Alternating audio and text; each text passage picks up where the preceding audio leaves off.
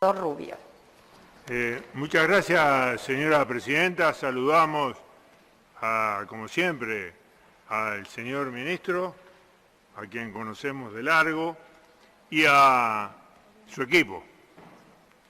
Yo quiero ir a lo central, esperando que este sea un debate, que sabemos que es un debate intenso, ¿no? Fuerte en algunos aspectos, pero que me parece que es relevante para el país. En Villa Española, una niña de 8 años que fue herida pregunta ¿por qué a mí? Y el padre dice que están esperando mudarse de barrio.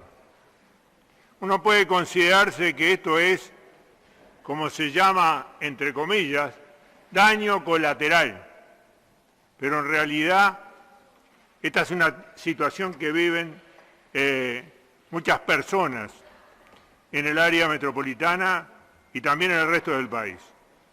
Creo que yo no he querido dar ningún ejemplo más cruento, digamos, ¿no? Porque realmente hiere la sensibilidad. Creo que estamos ante un problema grave.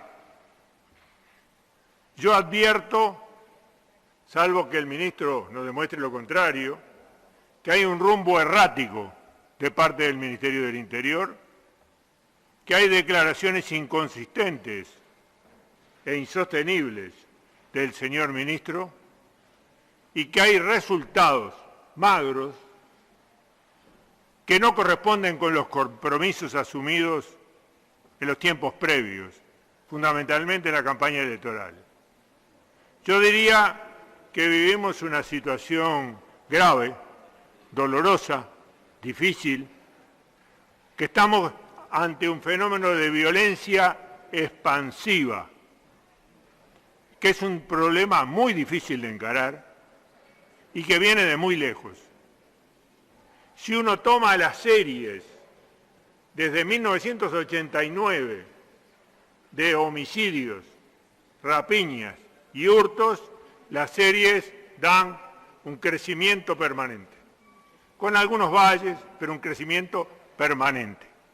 Quiere decir que estamos ante un problema pesado y de largo aliento. Por lo tanto, no corresponde apelar a la varita mágica o decir tengo la sellada. Nadie tiene la sellada, nadie.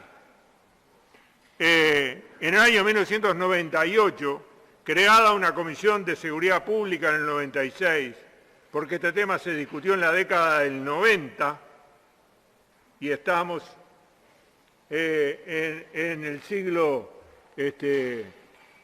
siguiente,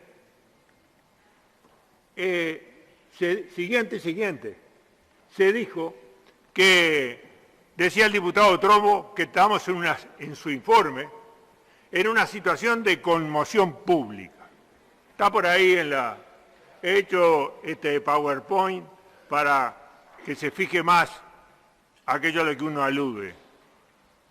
Bueno, si en eso, porque se habían duplicado a las rapiñas, partiendo de un nivel muchísimo más bajo que el actual. Si no creo, frente a este tema, que baste con un ministerio aislado, que se pongan toda la carga y las tintas sobre el Ministerio del Interior. Yo confío en nuestra Policía Nacional y respaldo a la Policía Nacional como toda nuestra bancada.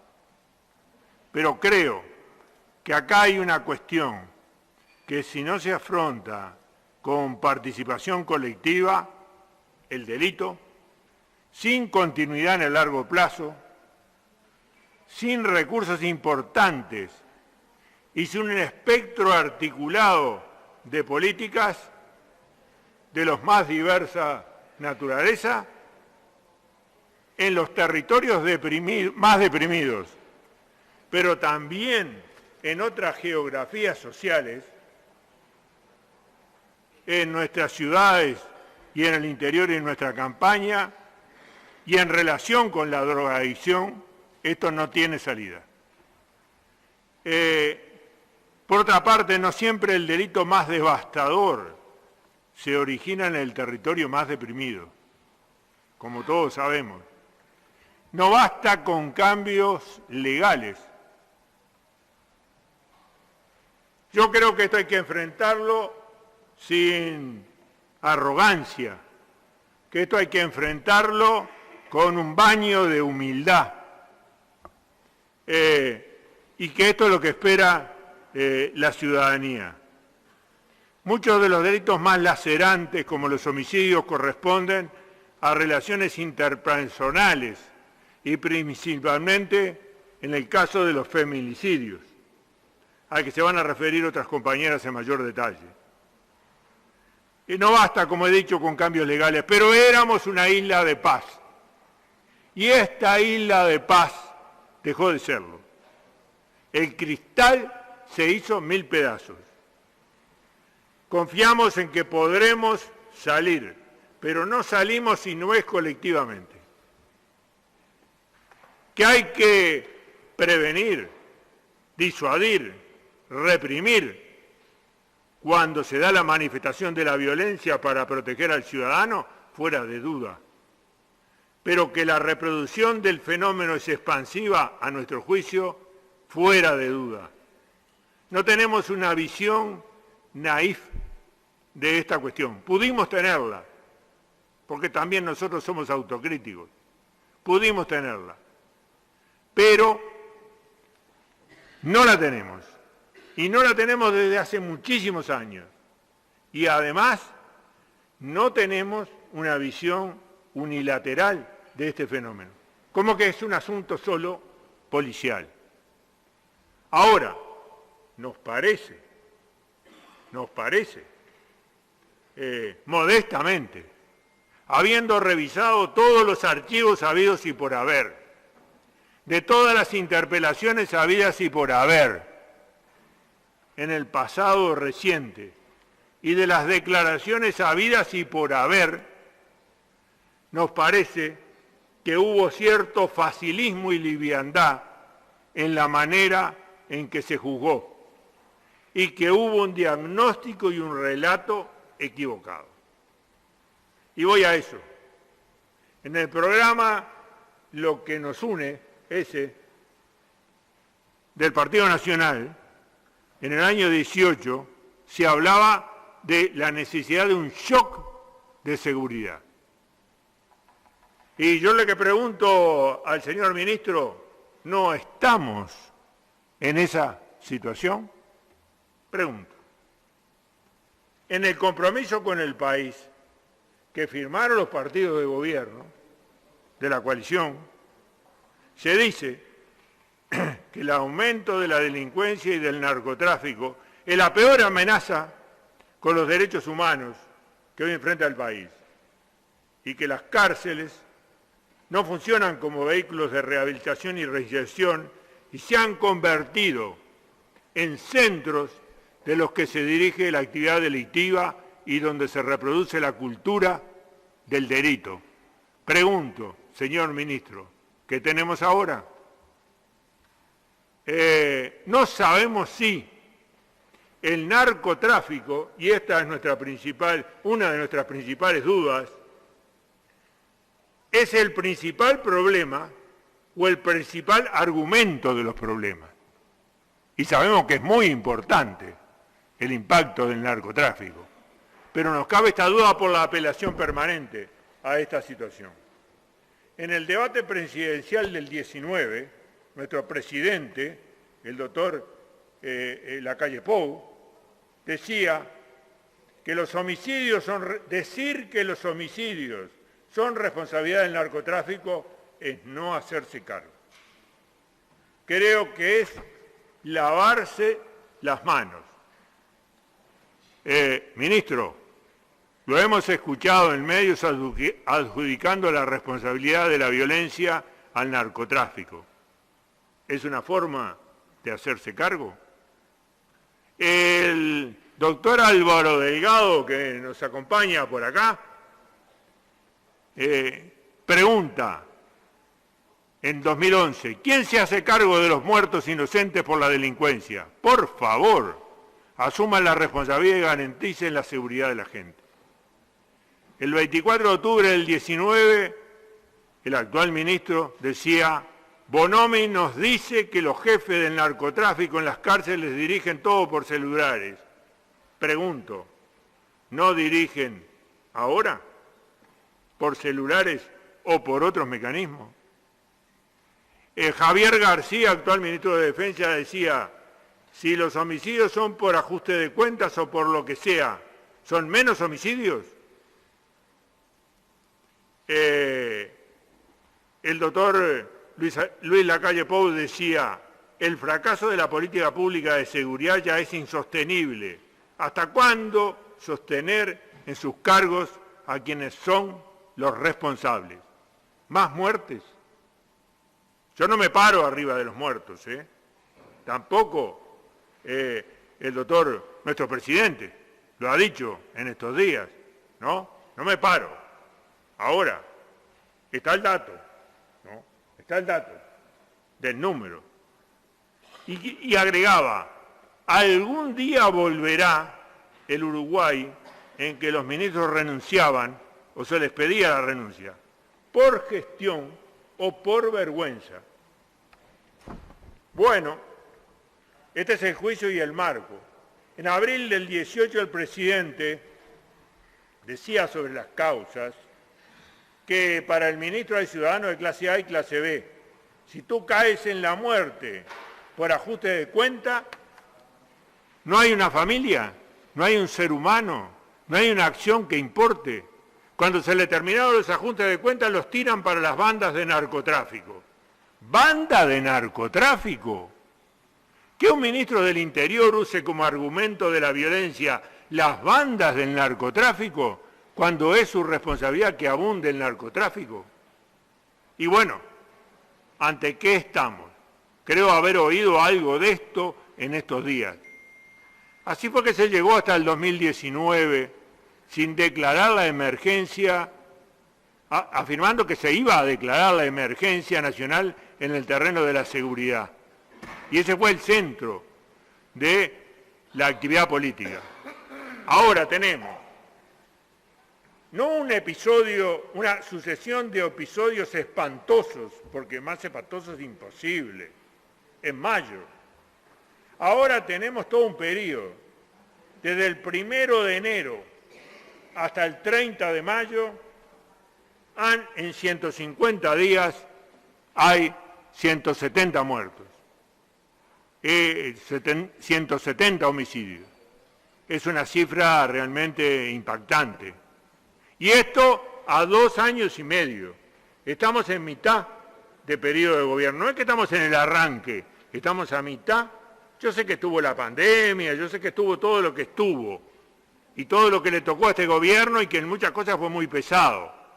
Nadie lo ignora, nadie lo ignora. Pero estamos a mitad. Entonces, estos son datos. ¿Para qué nos dice? Voy a después abundar más en datos, pero ¿qué nos dice la realidad? La realidad nos dice que al 30 de mayo se denunciaron 37 homicidios. ¿Estamos o no estamos en una situación de emergencia? Un homicidio cada 22 horas. Yo creo que no hay lugar para las excusas. A esta altura no hay lugar para las excusas. La había antes, la había antes. Pero hoy no hay lugar para las excusas, ¿no? Y hay una sola realidad. No hay una doble realidad al estilo de la Matrix. No hay una doble realidad. A veces parece, pero no hay una doble realidad. Los uruguayos viven una realidad. Y ya de que homicidios, estamos hablando, en el pasado reciente, 37, dije, al 30 de mayo, 131% de aumento en relación al mayo anterior. Y este crecimiento de prácticamente un 39% en relación al periodo equivalente de los 5 meses anteriores, iniciales del año, de 2022 respecto del 2021. Si proyectáramos esta cifra e hiciéramos livianamente una regla de 3, nos vamos a 400 y pico, ¿no? Pero espero que no suceda. Pero todo depende del plan que ha anunciado el ministro, a mitad de mandato el plan. Estamos a la espera y sobre eso nos pronunciaremos. Un perito forense, lo publicó el diario del País en estos días, decía, bueno, no lo voy a repetir todo porque hiere la sensibilidad, ¿no? Pero que tuvo que realizar una autopsia de un asesinado descuartizado y demás, de dos que habían aparecido en otro lugar, en la finca de un taximetrista, que examinó el cuerpo destrozado en el Río de la Plata. Después apareció algo en Punta del Este que no sé si es parte de lo mismo o es diferente. Después acaba de aparecer algo en Tacuarembó que puede ser diferente o puede ser medio parecido. Y que aparecieron cuerpos incinerados, calcinados, en Peñarol. Y que todas lo llamativo es que dice todas estas metodologías se aplicaron luego de la... ¿Eso es el tiempo que me queda? Sí. Más 30 más. Más 30 más. Ah, bueno, gracias, Presidenta. Me tranquilizó. Que todas estas metodologías se aplicaron luego de la ejecución. Luego. Quiere decir que estamos ante algo, no lo voy a juzgar, nos damos cuenta.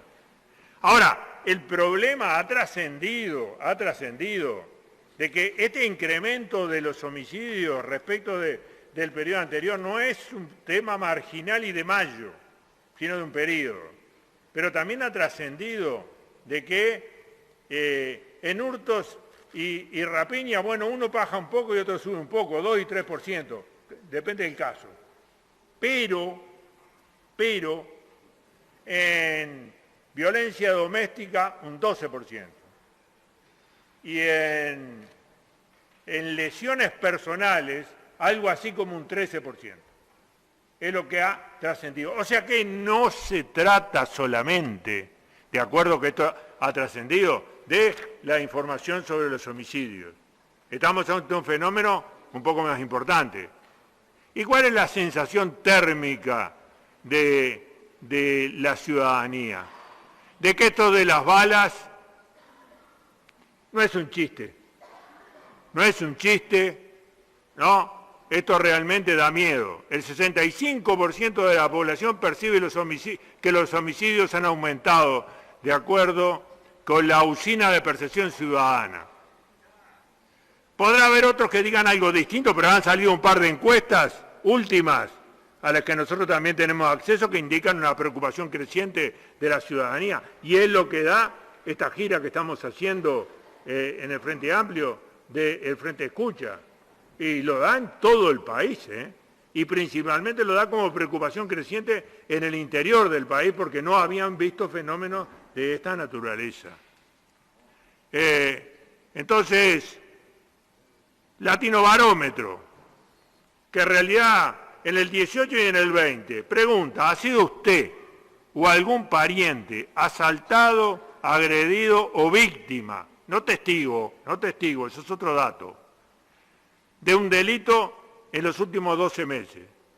Bueno, en el 18 contestó el 22% que sí, y en el 20 el 32%. Yo creo que si le preguntamos ahora, esto crece.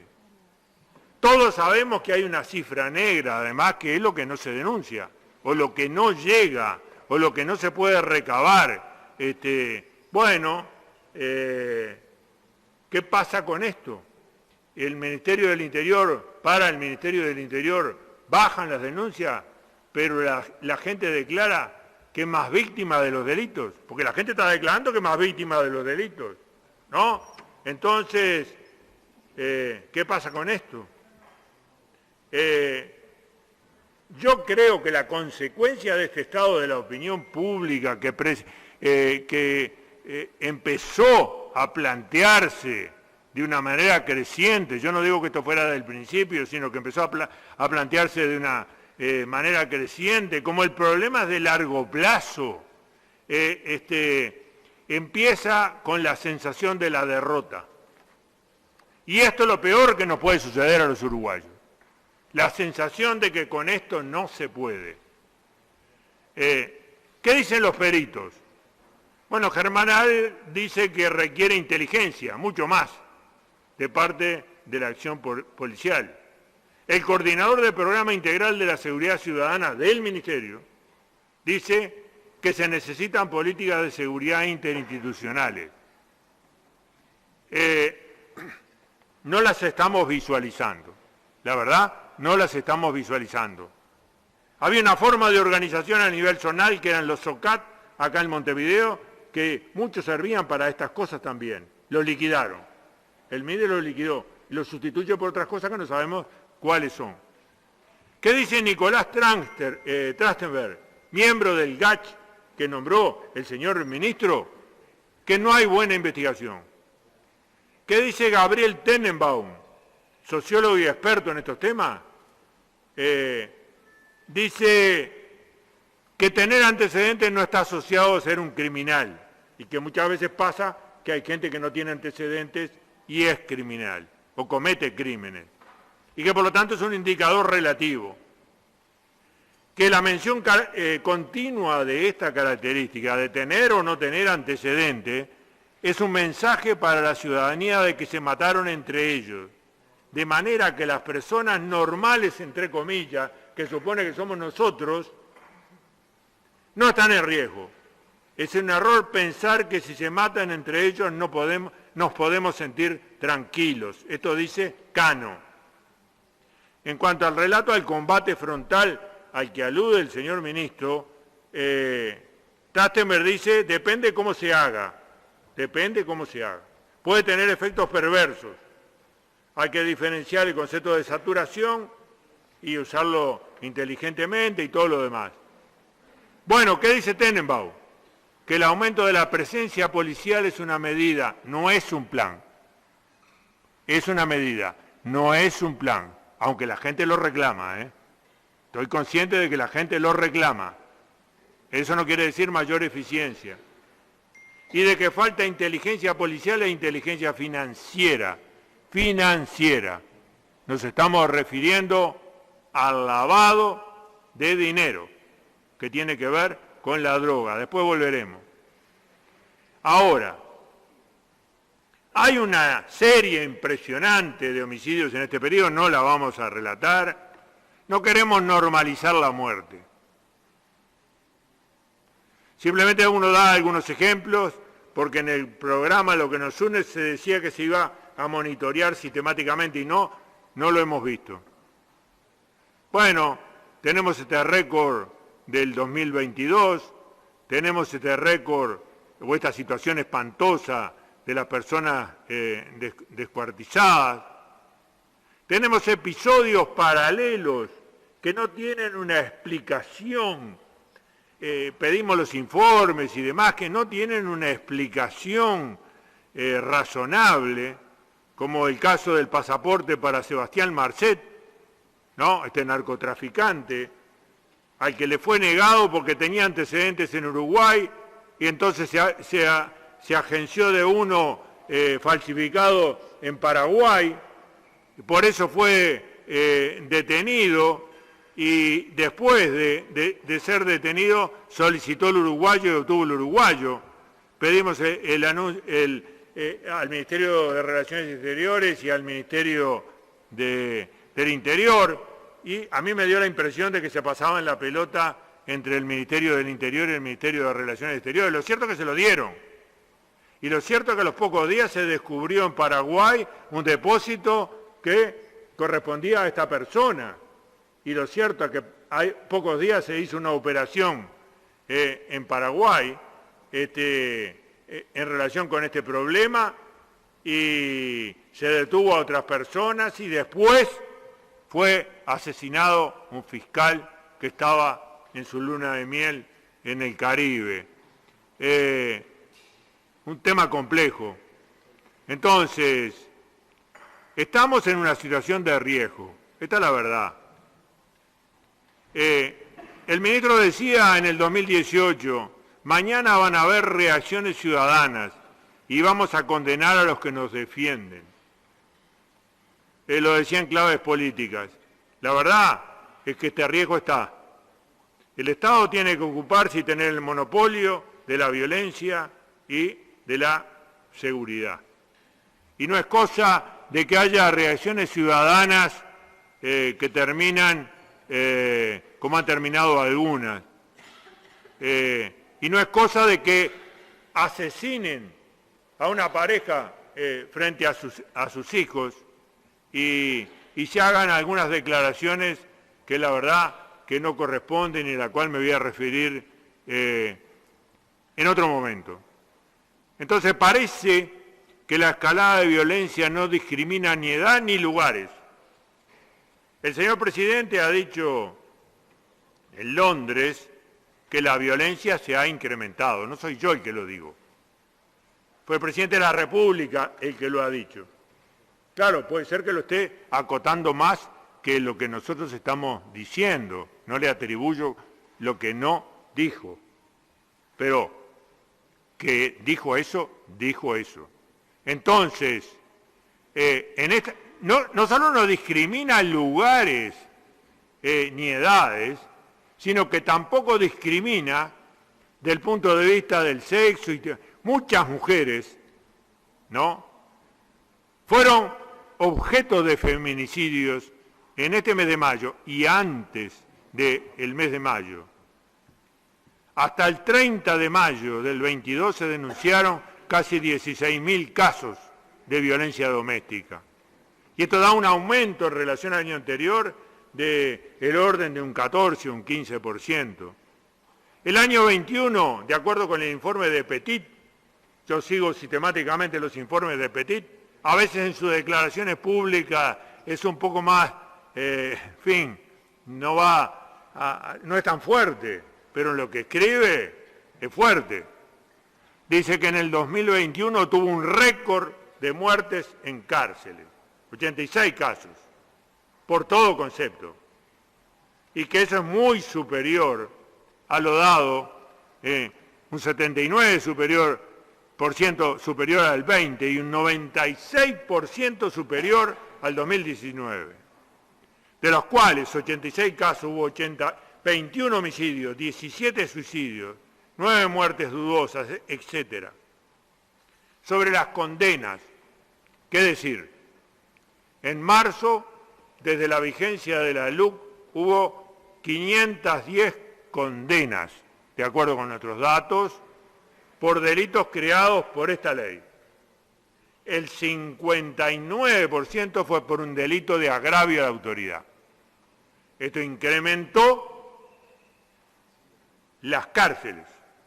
Y este es uno de los problemas centrales que tenemos y se retroalimenta con el delito, como todos sabemos. Y además la tipificación es muy complicada para la policía. En cuanto a la categoría de los homicidios, el 50% fue a transeúntes. Y el 34% un conflicto entre criminales.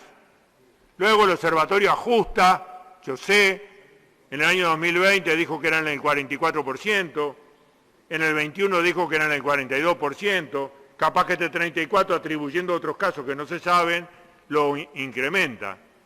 Pero no estamos hablando de más del 50%, estamos hablando de una cifra muy importante, de cualquier manera, ¿no? Muy importante. Ahora, el 44% de los homicidios, aquellos que fueron víctimas no tenían antecedentes penales.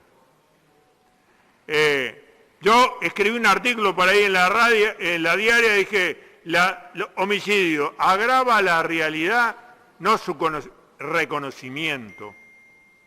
Y debemos reconocer que la realidad, la que nos está hiriendo y agraviando a nosotros los uruguayos.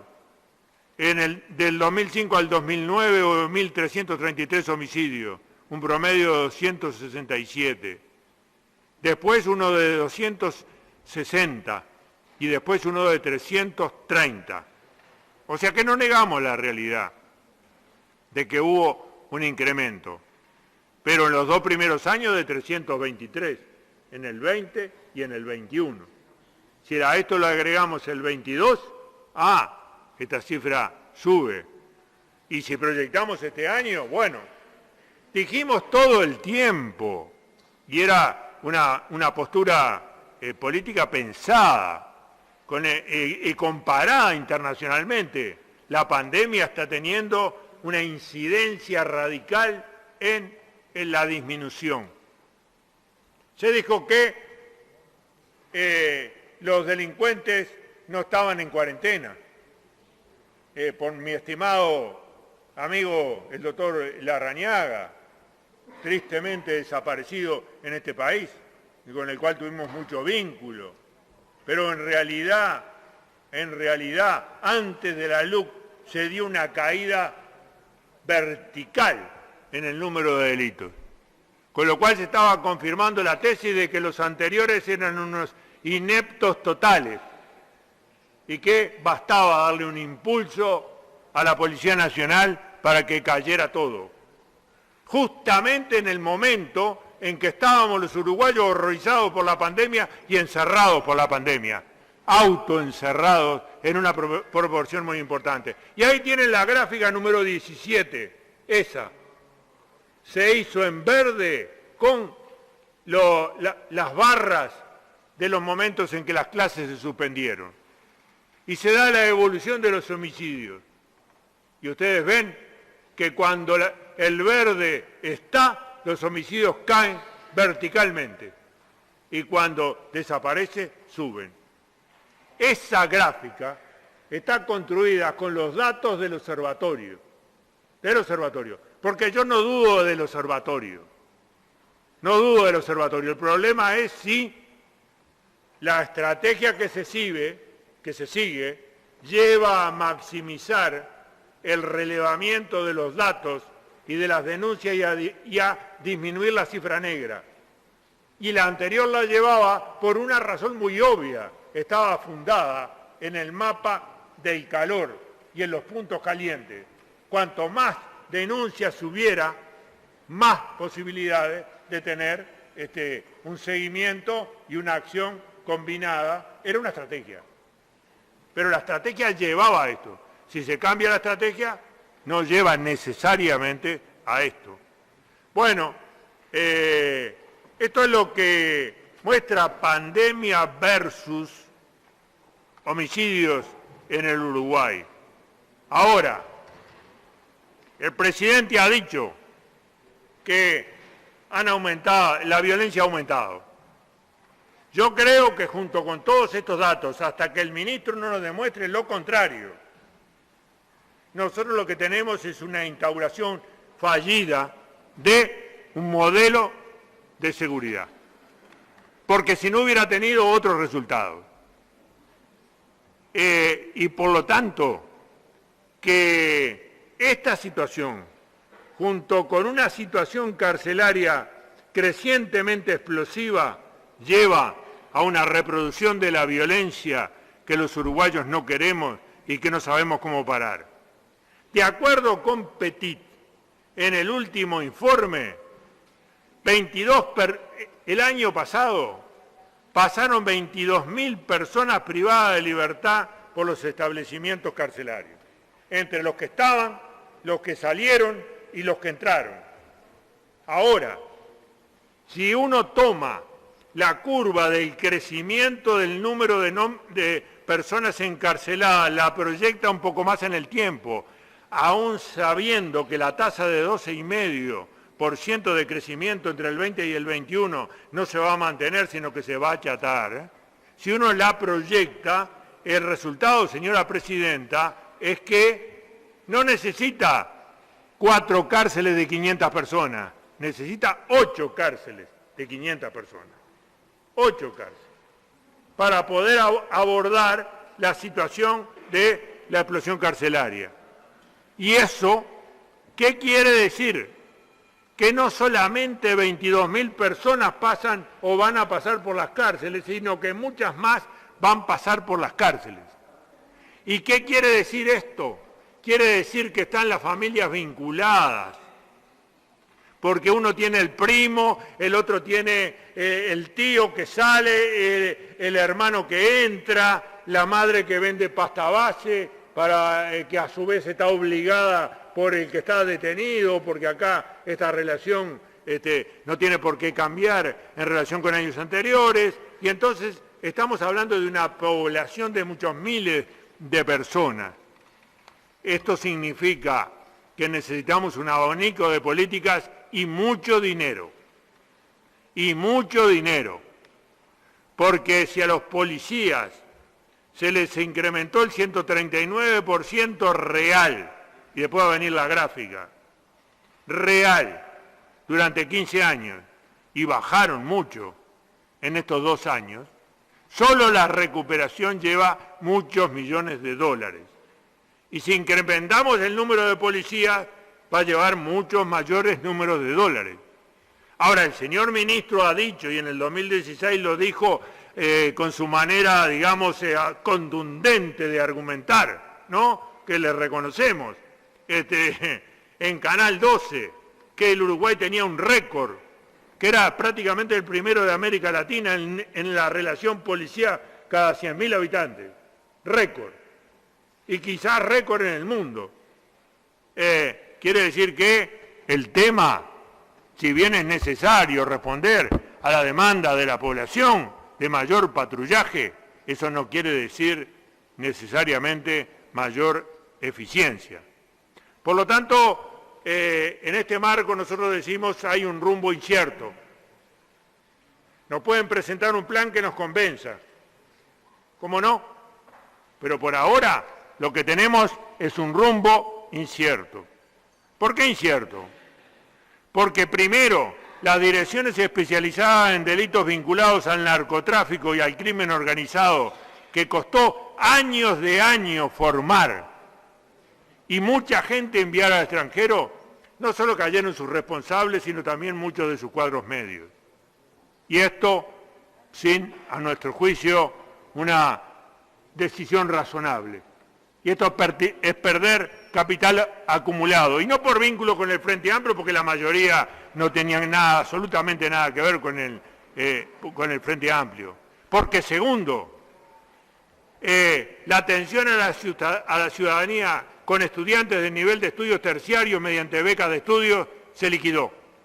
A medida que terminan, son sustituidos por policías, que muchos son de los ingresados, que ya se habían jubilado y que ingresan. Y que no tienen los conocimientos, ni la tecnología, ni la actualización en cuanto al Código de Procedimiento Penal, ni la nueva concepción de atención a la ciudadanía vinculada a eventos que tienen que ver con la violencia doméstica, delitos sexuales y otros. Para eso hay que saber y hay que tener otra cabeza.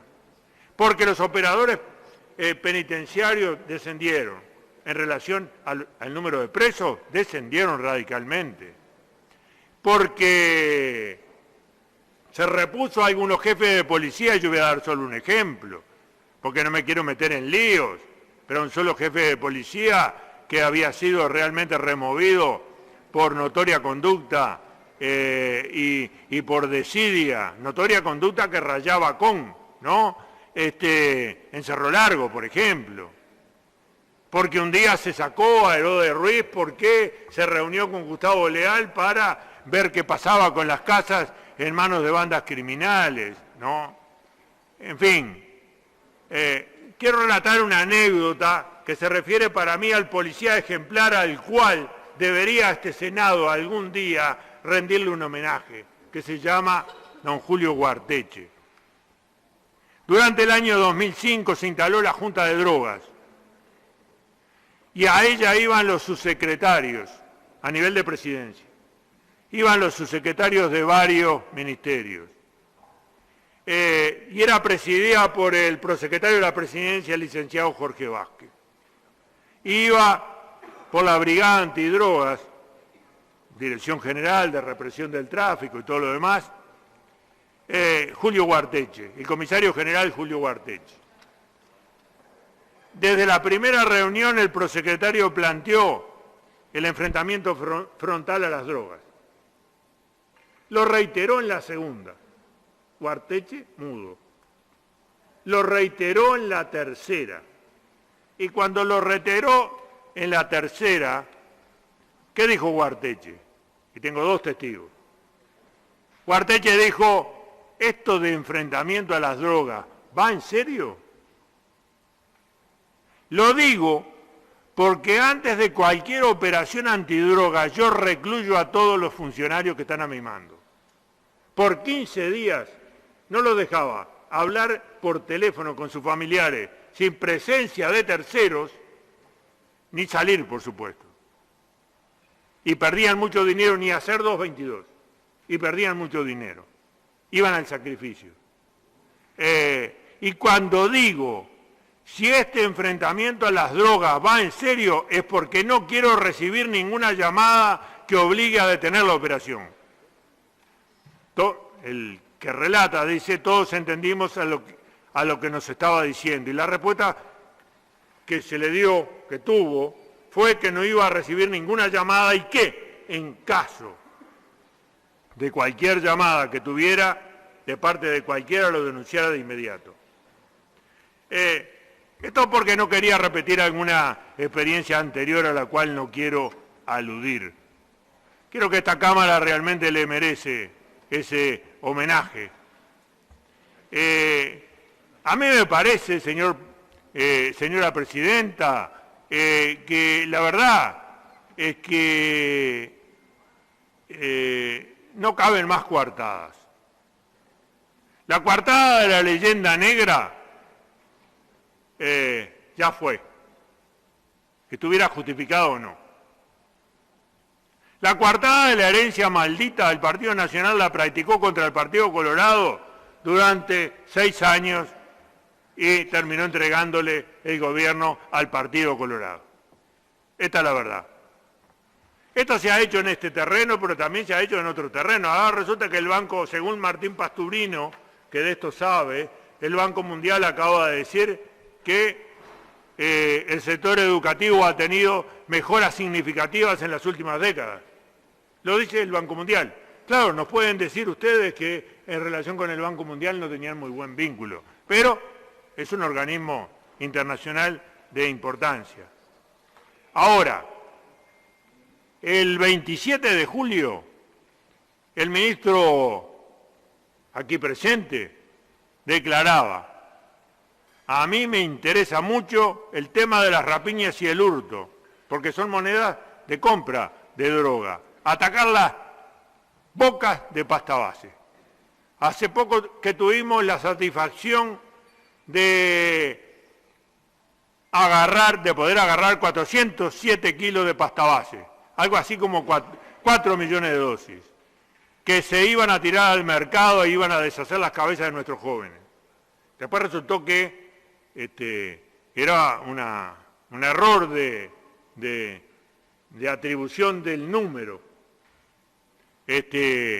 porque esto puede abastecer aproximadamente 3 meses de consumo local y colocado en Europa da algo así como 10 millones de dólares y colocado acá da unos 2 millones de dólares.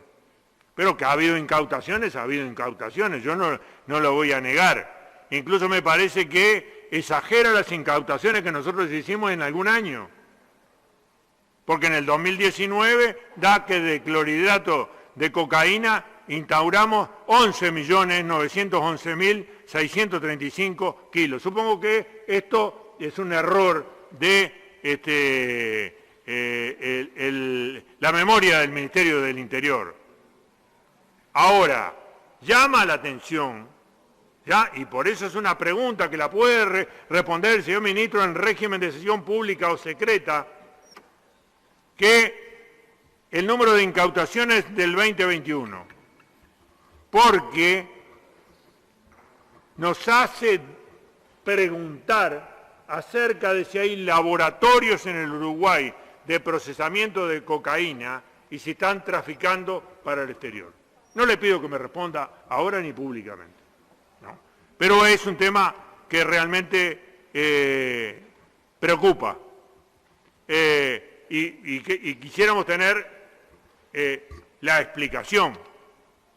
Hay un conjunto muy grande de lo que antes eran procesados y ahora son condenados en realidad porque siguen ese procedimiento del 19, del 20 y del 21 por derivados a la justicia por la cuestión de los delitos relativos a las drogas. Se hace ahora y se hacía antes. Yo creo que esto da este combate, que es fundamentalmente un combate al microtráfico, da respiro a los vecinos, eso no hay duda. Ahora, también creo que es cierto que tiene la razón Jorge Vázquez cuando en este fin de semana dicen voces que está demostrado que uno cierra una boca y se abren dos. Si logramos pegarle al que trae la droga, ¿cuántos intermediarios no van a tener droga para vender? ¿Cuántos intermediarios no van a tener droga para vender? Quiere decir que en la escalera, aunque estamos rodeados de países que son muy complicados, ¿no? No lo ignoro, en la escalera, ¿no? La prioridad está en pegar arriba, ¿no? Porque si no el fenómeno se reproduce abajo y tiene estas consecuencias sociales.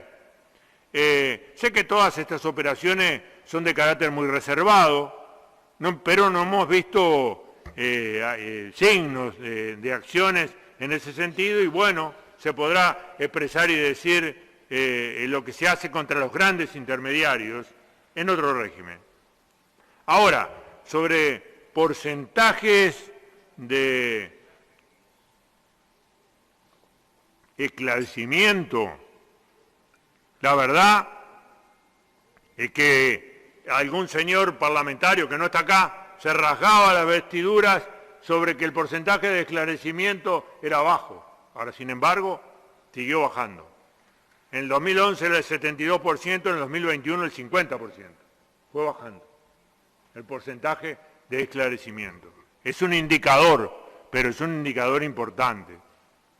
Han aparecido un conjunto en las gráficas y en los cuadros, un conjunto de muertes dudosas. Al 31 de octubre del 2021 se contabilizaban 249 homicidios en el año, 249, y 143 muertes dudosas. Puede que después se hayan logrado clarificar muchas de ellas porque fueran efectivamente dudosas y se hayan atribuido a lo que corresponde. Ahora, se pasó de un promedio de 80 muertes dudosas anuales en la última administración del Frente Amplio a tener un promedio de más de 151 en 2 años. Este es un dato que aparece en los cuadros. Algo no está funcionando. Es clara la posibilidad de que muchas sean homicidios, pero yo tengo que en el 2018 muertes dudosas 103, 2019 105, 2020 159, 2021 143. Es un dato a tener en cuenta. Porque a uno le hace preguntar si la suma de los homicidios y las muertes dudosas del 19 es del mismo número que las del 20, aunque las categorías son diferentes. Lavado de activos. Si estamos hablando de narcotráfico, estamos hablando de lavado de activos. Ahora, el doctor Shediak se lamentó al frente de la CENACLAF, se lamentó amargamente, que pertenece a una de esas comisiones coordinadoras de nivel de presidencia.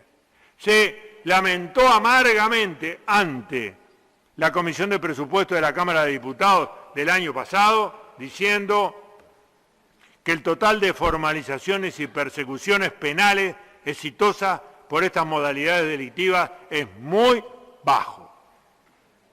No los circuitos financieros bancarios, sino los no bancarios que por la LUC adquirieron un margen de maniobra muy superior. Y él dice que son muy bajos. Y esto nos crea un problema interno, nos crea un problema contra la lucha contra la drogadicción y el narcotráfico y todo lo demás, y nos crea un problema internacional. Capítulo siguiente, las declaraciones del señor ministro. No me convence. No me convence, la verdad. Tengo que decírselo lealmente, señor ministro. Usted sabe que lo aprecio, pero denotan una especie de marcha errática, para decirlo en términos poco agresivos. ¿Por qué? Porque, fíjese usted, en agosto, cuando la fuga de Hugo Pereira del Esconcar, bueno, fue un entrevero entre si es la responsabilidad del Ministerio de Defensa, de García, o si la responsabilidad era suya, si había salido por un agujero del perimetral, o si en realidad había salido lo más campante por la puerta, etcétera, etcétera. Fue un caso complicado. En septiembre se da, en septiembre. Finalmente puede haberse determinado eso, sí. En septiembre, me refiero a las declaraciones.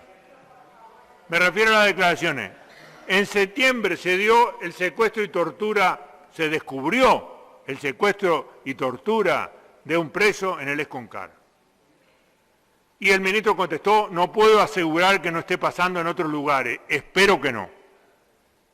Pero cuando en una cárcel, y uno algo de cárceles entiende, en una cárcel pasa cosas de este tipo, es porque el control interno de áreas de esa cárcel está en manos de los que están en ese lugar.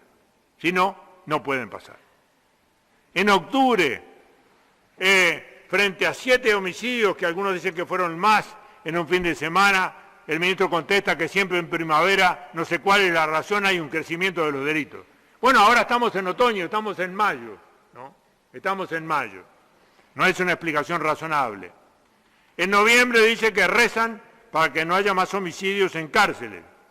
Y a fin de año, cuando hay 7 a 10 muertes, el ministro dice que siempre existieron y que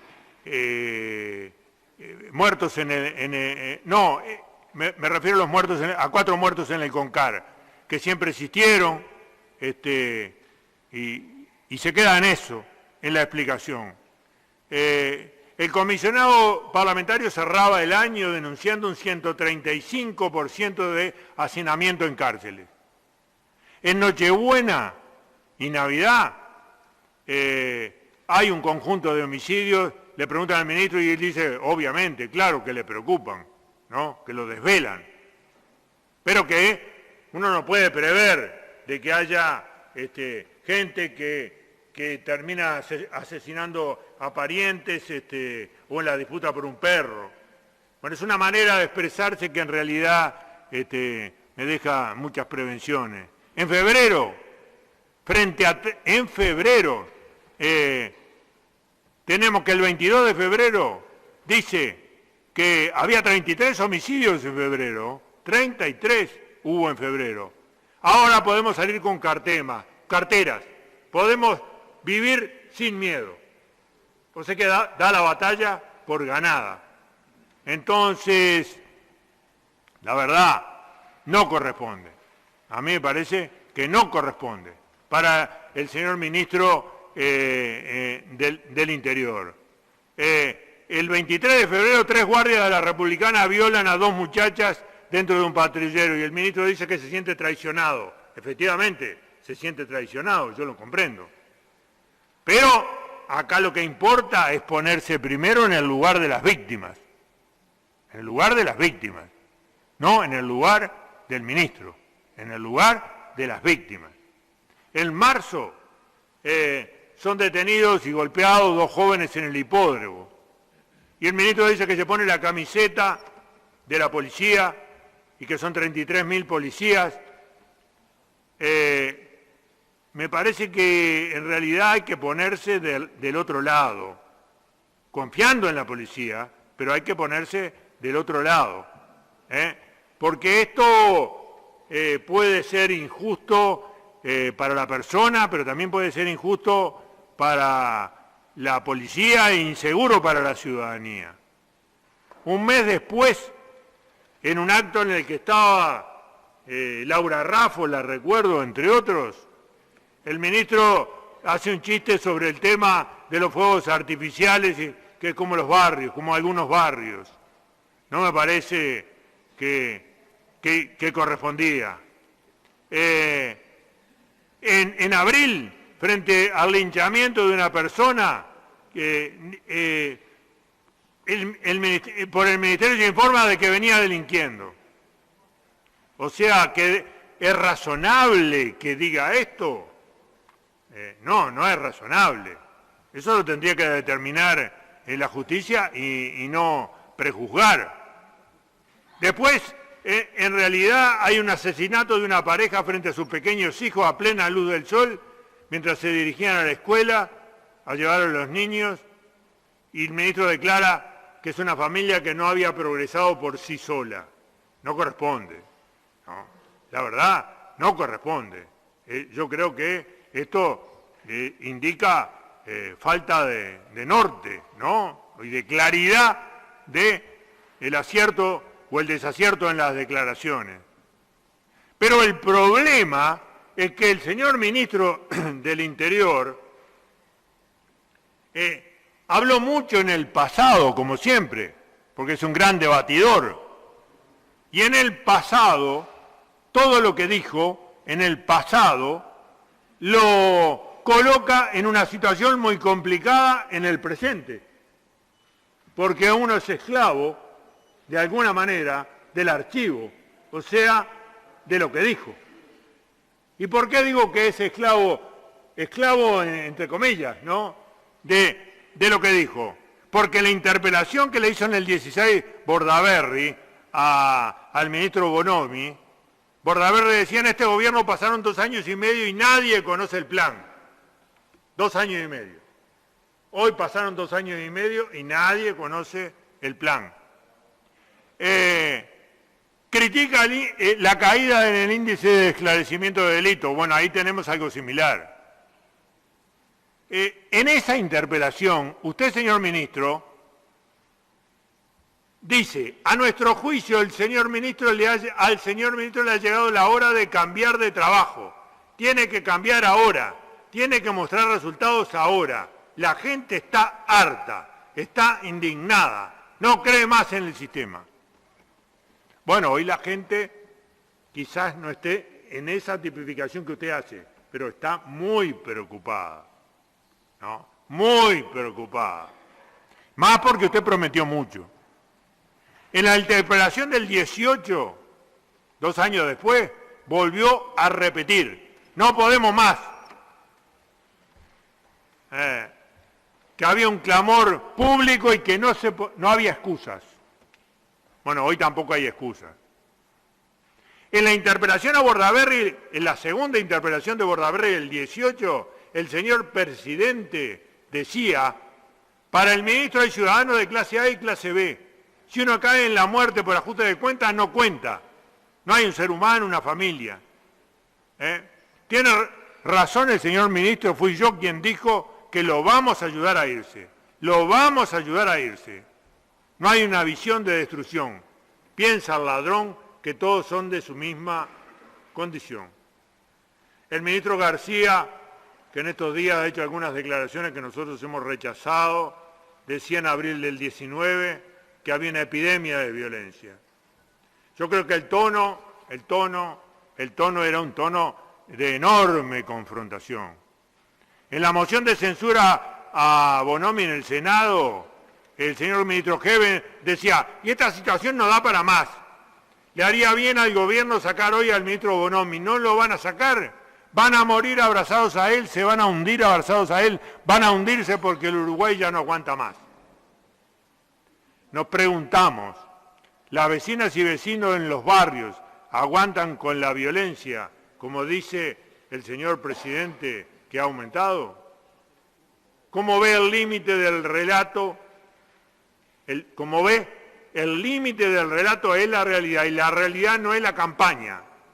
Y piense, si no, señor ministro, que lo pensará, en la situación de las cárceles y en todos los anuncios que se hicieron.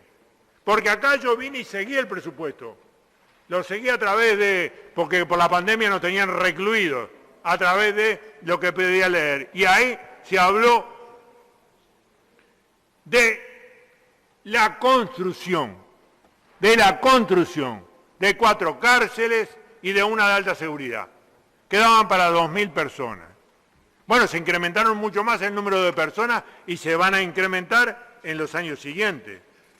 Entonces, si uno mira la gráfica de la evolución promedio anual de personas privadas de libertad, es una anterior a esa que están pasando, creo. A ver. Bueno, en cuanto a las privadas de libertad es lo mismo. En cuanto a las plazas, me pasaron la siguiente. En cuanto a las plazas, después iremos. Pero ¿a qué lleva el razonamiento de Petit, del doctor Petit, sobre la evolución de las personas privadas de libertad? A que el sistema carcelario, la situación del sistema carcelario es crítica. Y que vamos a llegar a 18 o 19.000 presos. Que estamos en 14.200. Que el sobreencarcelamiento aumenta la delincuencia al disparar la reincidencia. Y que así se termina en las maras en Centroamérica, en el reclutamiento islámico radical en las cárceles europeas y en los escuadrones de sicarios en las cárceles brasileñas. Ahora, no afecta solo a los hombres. Había 1.020 mujeres privadas de libertad. De estas 1.020 mujeres, la mitad lo están por infracciones vinculadas a estupefacientes. Y muchas son víctimas y victimarios. Y más de la mitad no cuenta con antecedentes y las 3/4 partes de los casos se trata de delitos de negociación, transporte o suministro de estupefacientes. En un 30% dicho delito se cometió en un establecimiento de reclusión. Creo que hay alguna iniciativa para ver si esto puede ser considerado con un orden de flexibilidad mayor, porque ahí hay niños de por medio, hay una serie de situaciones bien complicadas. Las plazas crecieron, pero en determinados momentos dejaron de crecer, como muestra esa gráfica. Es cierto que cuando el nuevo equipo evaluó, bajó 1.000 y pico de plazas. También es cierto que el señor comisionado parlamentario en el informe del 2020 dice que gran parte de eso es consecuencia del vandalismo. Pero lo cierto es que había 135%. Cada 100 plazas disponibles hay 135 personas. Por lo tanto, la construcción es una construcción muy importante, la que se debe hacer. En cuanto a las muertes en custodia, casi un tercio de las muertes en los establecimientos carcelarios presentan negligencia, manifiestan negligencias o fallas asistenciales en relación con el resultado letal. Ahí se puede ver que hay 86 muertes bajo custodia y se ve la discriminación.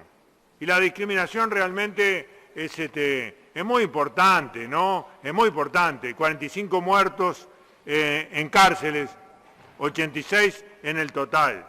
Y entonces da un conjunto de recomendaciones y de conclusiones. Recomienda fortalecer el sistema de medidas alternativas y la Oficina de Seguimiento de la Libertad Asistida. Recomienda reforzar la intervención técnica y la gestión de la Dirección Nacional del Liberado. Recomienda el fortalecimiento técnico del INR y recomienda un nuevo rol para ACE en las cárceles. Ahora bien, el señor ministro nos ha dicho que tiene un plan. En realidad, acá se hicieron muchos esfuerzos por un acuerdo interpartidario que se logró en el 2010 y se evaluó y está en la página web en el 2013 para hacer una serie de cambios. Y una serie muy importante de cambios se hicieron. Se hicieron en materia de dignidad salarial, se hicieron en materia de nueva tecnología, armamentos, chalecos, blindados, helicópteros, patrulleros, visores nocturnos, videovigilancia, simuladores de tiro, geolocalizadores del sistema Tetra, rastros genéticos. Lo de Lola Chornalev, no, es una expresión, ¿no? Registro electrónico de huellas digitales, zonas operativas, mapeo del delito, patrullaje dinámico, etcétera, ¿no? Se hicieron cambios de gestión, se hicieron intercambios de información con Brasil y Argentina y con Interpol y con la DEA y demás. Se expandió la Guardia Republicana, se creó y se expandió la Guardia Republicana, cosa que se continuó en este periodo. Se reestructuraron la jefatura, el comando unificado, los mega operativos, la policía comunitaria y otra serie de decisiones. Uno puede decir, bueno, pero todo esto no dio el resultado esperado. Es cierto, no dio el resultado esperado. También es cierto que en el medio hubo el cambio del Código del Proceso y que eso complicó mucho a todos. Y que nunca hemos hecho el razonamiento contrafáctico. ¿Por qué a la subcultura del delito que lleva varias generaciones, mirando la serie larga, uno ve que se le incorporó un disparador y ese disparador fue la pasta base y el narcotráfico? Y ese disparador hizo y hace estragos. Entonces, solo un enfoque multidisciplinario que reprima el delito y la violencia para proteger al ciudadano lo más que pueda, pero que vaya por las otras políticas públicas, puede hacer que decenas de miles de jóvenes que han vivido en familias de varias generaciones donde el delito está incorporado y donde ahora se le agregó en una proporción muy importante el narcotráfico, y que no pertenecen solamente a zonas muy empobrecidas, sino a otras zonas y a otros estratos sociales, que decenas de miles de jóvenes sean abordados para ver si se le dan rutas de salida a algunos de ellos, para que entonces salgan del círculo maldito que reproduce el delito y la violencia de una manera impactante en la sociedad uruguaya. ¿Que no se aportaron ideas? No es cierto. En la campaña del 2018 se aportó un listado de 14 puntos sobre qué había que hacer para mejorar lo que venía. Y no se iba solamente, se iba a ir a 28 zonas, abarcando a 80.000 personas. Ahora esto llevaba a muchos millones de dólares. Sí, señor, llevaba a muchos millones de dólares. Pero valía la pena. Porque nosotros en realidad pensamos, señora presidenta, esos 19 son de la segunda parte, ¿no? Bueno, pero me van a dar. Pensamos que Trachtenberg, del GATT que creó el ministro Heber, tiene razón cuando dice, los uruguayos tenemos una especie de realismo mágico. Pensamos que haciendo leyes cambiamos la realidad y no le damos los recursos para que esas leyes sean efectivas en la realidad. Por eso es que, para terminar, porque yo no quiero cansarlos más, he hecho un conjunto de preguntas que le doy a dar al ministro Heber. Primera pregunta, ¿usted considera que se han cumplido con los compromisos programáticos asumidos en la campaña electoral y que acabo de leer? Primera pregunta. Segunda pregunta. Considera, después, porque pierdo el... Si es de procedimiento... Perdón, la interrupción es de procedimiento, la pregunta por procedimiento. Señor senador, está en usted darle la intervención. ¿Cómo? Senador, por una interrupción. Lo que pasa es que si después me da los minutos, es muy breve. Estamos deteniendo el reloj, señor senador. Sí. Es muy breve, estamos siguiendo con mucha atención el planteamiento del señor senador. Queremos ofrecerle, si están dispuestos naturalmente todas las bancadas, a extenderle el tiempo que requiera el señor miembro convocante a efecto de que pueda culminar de la mejor manera el planteamiento. Mucho al señor senador, pero no lo requerimos, preferimos este régimen de hora y media para cada lado y si después el ministro considera que hay datos que no deben ser públicos, por supuesto, ¿no? Por supuesto. Pero continúa. El de hora y media. Entonces, segunda pregunta. ¿Considera que en la comparación de mayo 21 con mayo 22 y el aumento del 131% de los homicidios, hay responsabilidad del Ministerio? Tercera pregunta. ¿Usted cree que la pandemia no incidió en la mejora de los números de los delitos en Uruguay, como confirman diversos estudios internacionales, que sucedió en buena parte del mundo? Cuarta pregunta.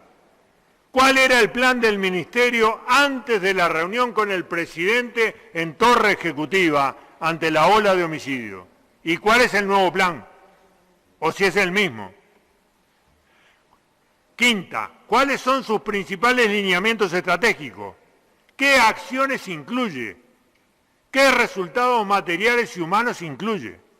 Sexta pregunta, ¿cuáles son los estudios que fundamentan que el aumento de los homicidios en Uruguay es consecuencia del ataque del narcotráfico que dice hacer el Ministerio? Séptima pregunta, ¿cuál es la cifra negra del delito hoy para el Ministerio del Interior? ¿Cuál es su fuente de información para dar una respuesta? Si la tiene, obviamente. ¿Y qué acciones se están tomando para achicar la cifra negra? Porque la cifra negra es la que revela esa diferencia entre los ciudadanos que dicen que fueron víctimas o que un pariente de él fue víctima y la cifra que aparece luego de delito. Y esto no es una responsabilidad del observatorio, lejos de decir que sea una responsabilidad del observatorio. ¿Cuáles son los pasos del ingreso de las denuncias y los soportes utilizados? Que explicite, si es posible, uno por uno.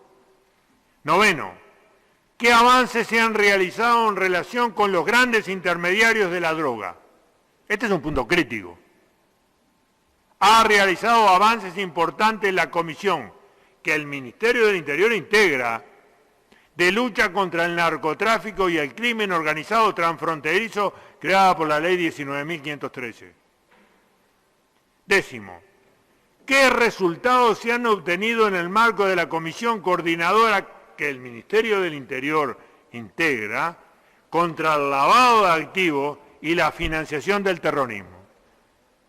Porque el lavado de activos denunciado por fuera de los bancos cayó radicalmente. 11. ¿El delito capital es la excepción? 12. ¿Qué pasa con la comunidad educativa segura? Porque tenemos una lista, una nómina, que algún senador se va a ocupar de mencionar algún caso, de casos donde hemos visto lo que hemos visto, señora presidenta, ¿no? Realmente, muy malo, ¿no? 13. ¿Qué componentes y con qué recursos se va a desarrollar un plan integral? Acá, la verdad, nosotros no queremos respuestas que consistan en promesas o en excusas, ¿no? Si es un plan integral, bueno, estará en la rendición de cuentas, o estará por ahí.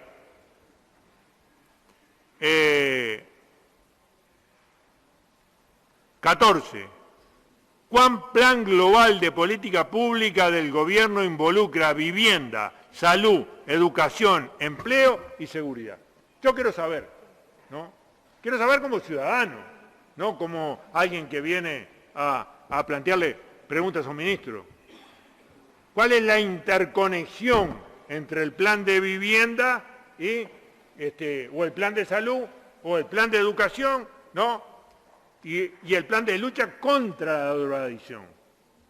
Porque mientras haya consumo y proveedores de frontera de gran escala, esto está complicado.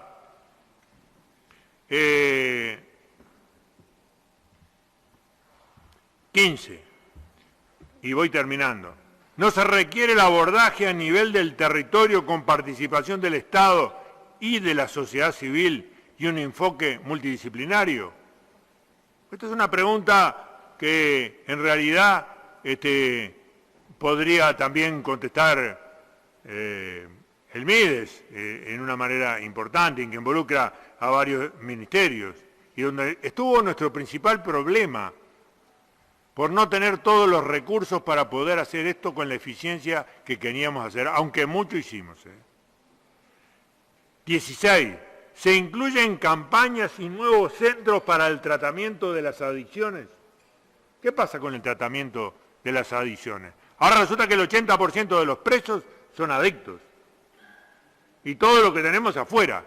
Y las familias y las madres desesperadas y los padres desesperados por la adicción de sus hijos.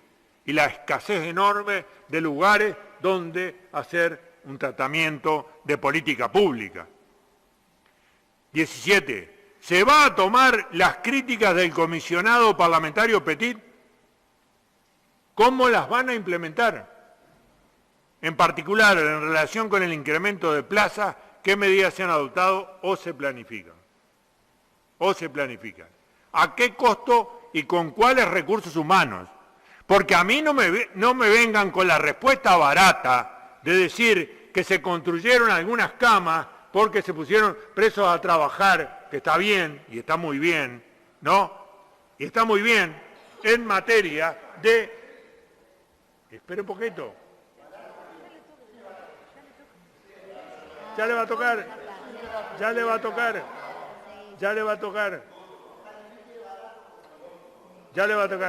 Bueno, retiro lo de barato y digo liviano. ¿Queda conforme? Bueno, usted que es un gran plantador de esto entiende. Liviano. Vamos a tratar de seguir manteniendo el clima, por favor. En realidad se puso a un grupo a trabajar haciendo camas en un taller. Está muy bien. Pero esto supone un conjunto de recursos humanos. Y además todos sabemos, todos los que conocemos algo de cárceles, sabemos que hay gente que prefiere dormir amontonada, pero con aquellos que lo protegen, aunque sea en el suelo, a estar separado por ahí. Porque es una realidad. Eso no quiere decir que no tengan cama, no. Eso no quiere decir que no tengan cama. Va a tomar las críticas, por lo tanto, del comisionado parlamentario en todos estos aspectos. ¿A qué costo y con cuáles recursos humanos? Porque si hay menos recursos humanos para operadores penitenciarios, mucho menos va a haber si no se prevé su crecimiento cuando hay un crecimiento de la población carcelaria. En realidad no se necesita ser un matemático para llegar a esta conclusión. Finalmente, señor presidente, señora presidenta, no sé cómo prefiere que la... Si usted prefiere, yo lo prefiero también. Yo prefiero también. Pero en este mareo vio... Yo no tengo mareo en este tema. No equivocarse. Señora presidenta Beatriz Argimón. Ahí está. Silencio. Pregunto. No sé, una pregunta que hizo un periodista que sabe de estas cosas. No necesitamos un GACH criminológico con fiscales, jueces académicos, expertos en criminología y de otros saberes. Preguntaba. Yo le quiero decir, señora presidenta, que